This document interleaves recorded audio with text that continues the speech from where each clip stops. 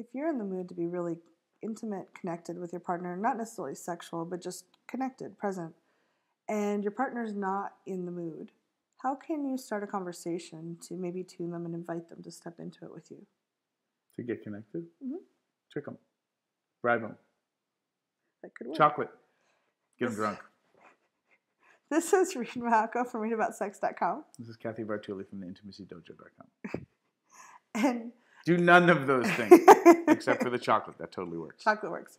But it can be frustrating if you're in the mood to have a really gentle, sweet connection and your partner is kind of either frantic or busy or distracted. Like I have a thing if someone gets on their computer and we said we're going to talk and they're like texting or typing, I'm just like, so what are some suggestions you have for a way to approach them that they'll feel seen and heard and have the option to come in and connect with you? The main one is to ask them if this is a good time, because sometimes we rush in not knowing what's actually going on for them. Some people are good at shifting gears really quickly. Some people aren't. Yeah. Some people are waiting for a phone call to come in or a text because they're doing something, like there's something important that they're trying to wrap up. And so they can't actually give you their presence until that loose end is handled for them. So you coming in and asking them what's going, is this a good time? They can say, well, I mean, it is and it isn't. I can give you my attention, but I may be distracted, which is all about creating context and getting opt-in. That can be really useful. Mm-hmm. Yeah, letting them know what you're in the mood for specifically can help too. Because if I just come in and say, hey, Reid, do you have a few minutes? He doesn't know if I want help changing a light bulb in the other room or doing taxes or being connected and having a deep conversation. So he might say yes to one and no to the taxes, for instance. Mm-hmm. So if you can let them know what your need is, and if you have some awareness of like, hey, I'd like 10 minutes, or I could really use a couple hours of us just being connected and quiet together. Could we schedule that? Yeah, because often you don't need that need met right then and there. You may feel like it. Mm-hmm. You may be starving for connection, but most people can wait 20 or 30 minutes.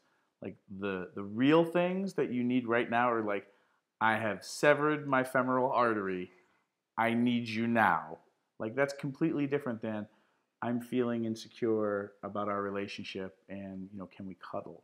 Mm-hmm. And if somebody's like, well, can we do that in 10 minutes or I can do that 7, that's a much different scenario than me trying to get your attention and trying to like get you to mind read me in that I need cuddling.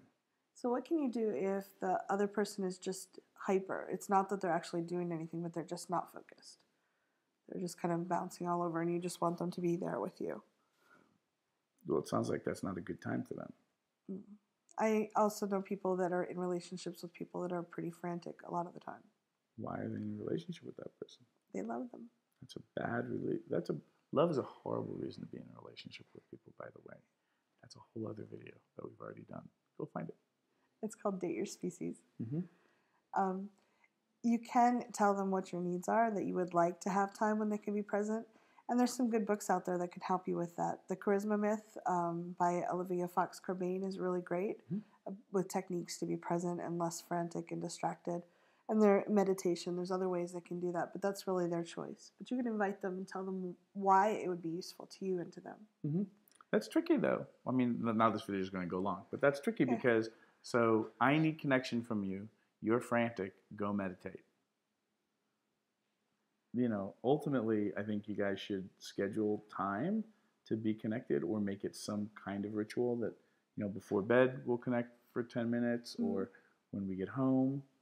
And build in the expectation. Definitely do not try talking about what Cathy just said. I need you to be less frantic and more focused.